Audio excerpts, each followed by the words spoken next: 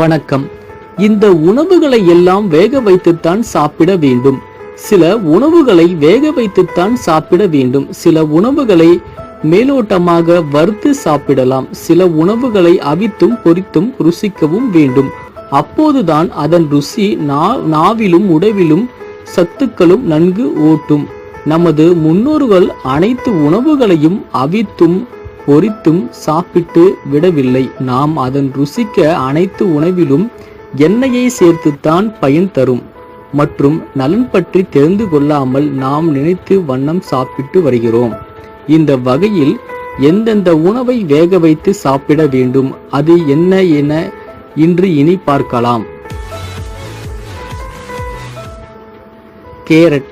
கேரட்டை குளிர்ந்த நீரில் கழுவிய பிறகு கொஞ்சம் உப்பு சேர்த்து வேக வைத்து சாப்பிடலாம். வேக வைத்த கேரட் தான் கண்களுக்கு நல்லது. பீட்ரூட். பீட்ரூட் தினமும் ஒரு வேக வைத்த பீட்ரூட் சாப்பிடுவது இரத்த ஓட்டத்தை சீர்படுத்த உதவும். பீட்ரூட்டை அதிகபட்சம் 3 நிமிடங்கள் தான் வேக வைக்க வேண்டும். மறந்துவிட வேண்டாம்.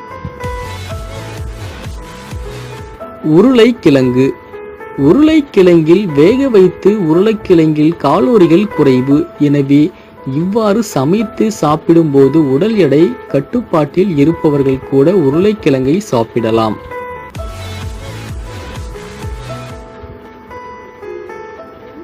பீன்ஸ்.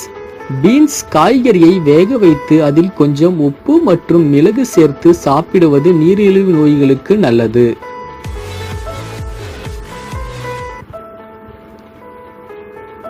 பசலைக்கீரை. பச்சை காய்கறிகள் மற்றும் தாவர உணவுகளை வேக வைத்து சாப்பிடுவதுதான் நல்லது என ஆராய்ச்சியாளர்கள் கூறுகிறார்கள். வேக வைத்து சாப்பிடும் முறைதான் உடலுக்கு முழு சத்துக்களையும் தருகிறது எனவும் கூறப்படுகிறது.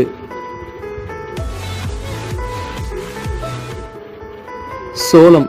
சோளத்தை வேக வைத்து நிறைய நீர் தேவை மற்றும் இது வேக நிறைய நேரம் எடுத்துக்கொள்ளும். இதிலிருக்கும் நார்ச்சத்துக்கள் உடலுக்கு அப்படியே போய் சேர வேண்டுமெனில் இதை வேக வைத்துத்தான் சாப்பிட வேண்டும். சர்க்கரைவள்ளி கிழங்கு. கிழங்கு உணவுகளிலே சர்க்கரைவள்ளி கிழங்கு உடல் நலத்திற்கு மிகவும் நன்மை விளையக்கூடியது ஆகும். சர்க்கரை வள்ளி வேக வைத்து சாப்பிடுவது உடல் நலனுக்கு நல்லது. காலிஃப்ளவர். பெரும்பாலானோர் காலிஃப்ளவரை குழம்பிலும் பொரியலாக்கவும் செய்து சாப்பிட விரும்புவார்கள்.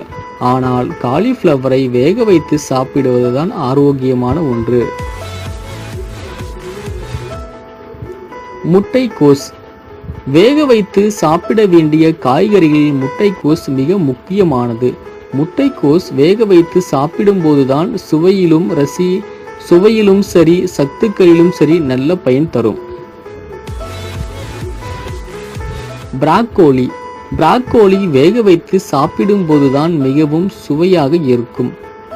வெறுமான வேக வைக்காமல் உடன் கொஞ்சம் ஆலிவ் எண்ணெய் சேர்த்து வேக வைத்து சாப்பிடுவது ஆரோக்கியத்திற்கு நன்மையை விளைவிக்கும்.